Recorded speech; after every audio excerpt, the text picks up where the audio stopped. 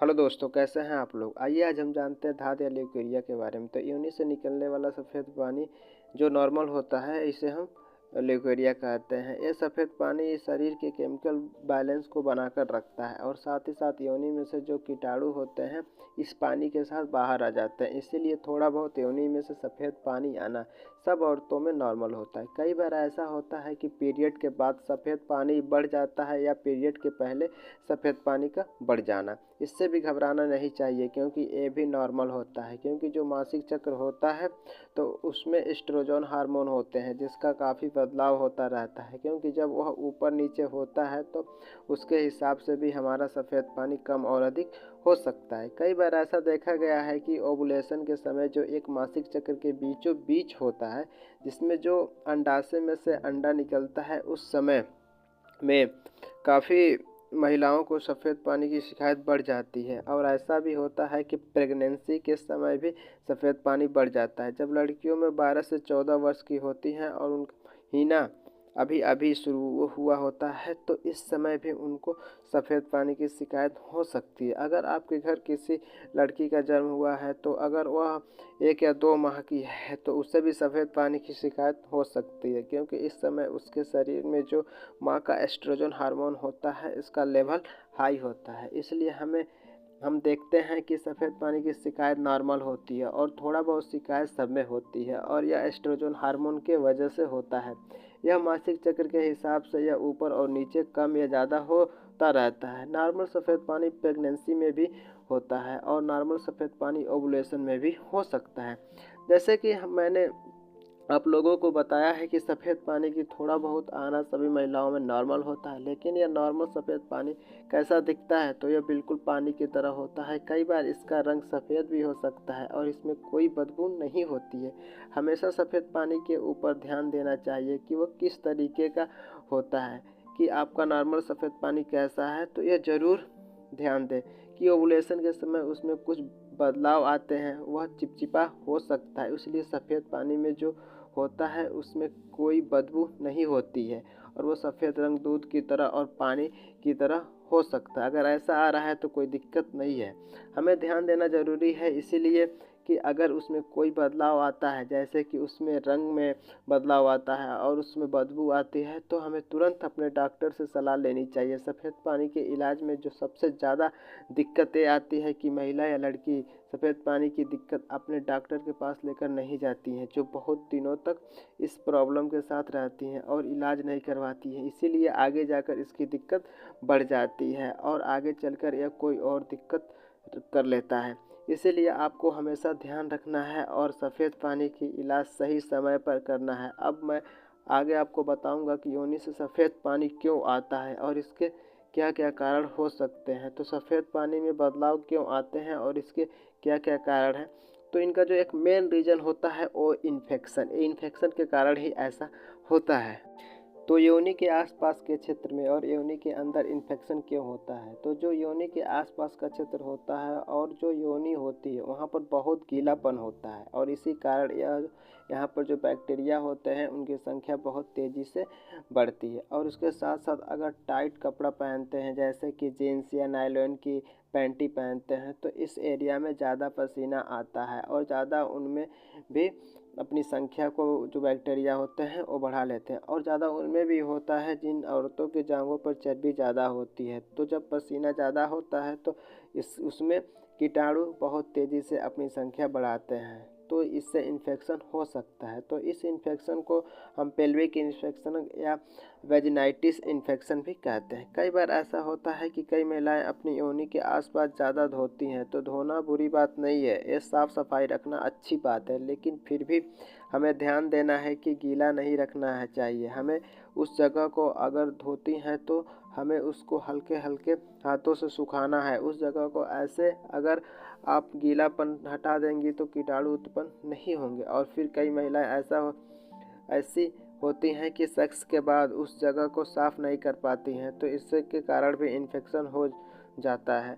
अब जो वजाइना का इन्फेक्शन या जो योनि का इन्फेक्शन होता है वह किस किस कारण से हो सकता है, तो वह आपको फंगल इन्फेक्शन हो सकता है, ट्राइकोमोनल इन्फेक्शन हो सकता है, बैक्टीरियल इन्फेक्शन से भी हो सकता है। अब तीनों में जो योनि का पानी होता है वह अलग अलग करके आता है। जैसे कि अगर आपको बैक्टीरियल इन्फेक्शन होता है तो वह सेक्स के दौरान फैलता है, और इसमें जो योनि से निकलने वाला पानी है वो आपस की तरह पीला होता है और इसमें बहुत ज़्यादा बदबू होती है। अगर आपको फंगल इन्फेक्शन होता है तो यह आपको गीलापन की वजह से फैलता है, और इसमें जो पानी होता है वह चिपचिपा भी होता है और पनीर की तरह भी हो सकता है।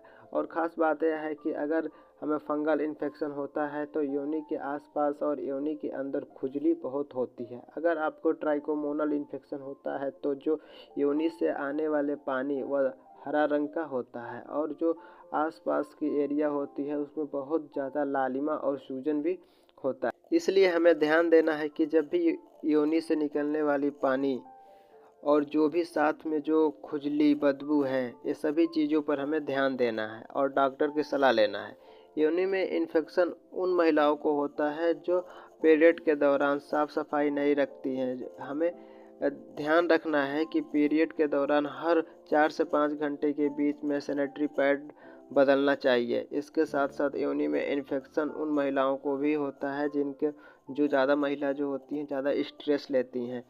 स्ट्रेस तनाव जो होता है वो हमारे शरीर में जो हार्मोन होता है उसका बैलेंस बिगाड़ देता है, जिसके कारण योनि में इन्फेक्शन हो जाता है। अगर किन्हीं महिलाओं को शुगर, टीबी और खून की कमी है तो इसमें भी इन्फेक्शन यानी सफ़ेद पानी की प्रॉब्लम बढ़ जाती है। और अगर आपकी डाइट असंतुलित है, संतुलित नहीं है, तब भी आपको ये प्रॉब्लम हो सकती है। आप अपने डाइट में बदलाव वो करें। जो इन्फेक्शन होता है वो ज़्यादा होता है जो सेक्स के दौरान जो लुब्रिकेंट यूज करती हैं महिलाएं, उन्हें भी ये ज़्यादा होता है। योनि में इन्फेक्शन हो सकता है। अगर यह समस्या बार बार हो रही है तो और सफ़ेद पानी में बदलाव हो रहा है तो इसे कैंसर भी हो सकता है, इसलिए तुरंत अपने डॉक्टर से मिलें।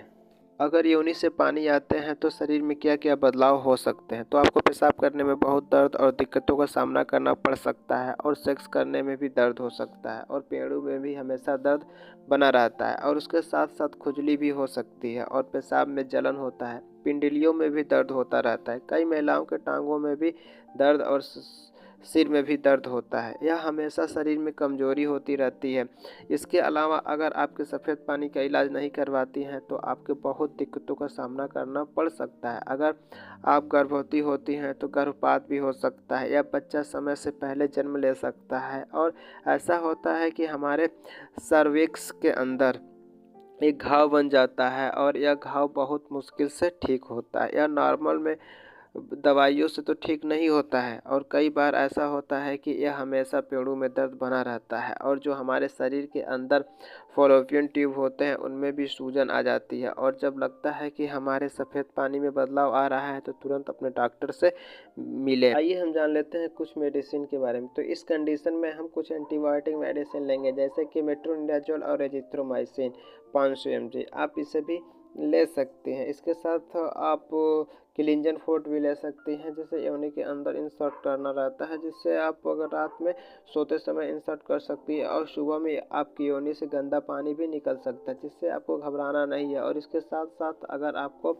योनि में इन्फेक्शन है तो सरफास के नाम से क्रीम कोई भी यूज कर सकते हैं, जो आपको खुजली और बदबू से आराम मिलेगा। इसके साथ साथ आपकी योनि के आसपास जो जगह होता है आप उसे क्लीन एंड ड्राई से भी धो सकती हैं। इसे धोने के बाद आप इन्फेक्शन से बच सकती हैं, और इन्फेक्शन काफ़ी हद तक ठीक भी हो जाता है। और इसके साथ साथ एक बात ध्यान रखना है कि जो इलाज होता है उसके दोनों यानी कि हस्बैंड एंड वाइफ दोनों को कराना चाहिए।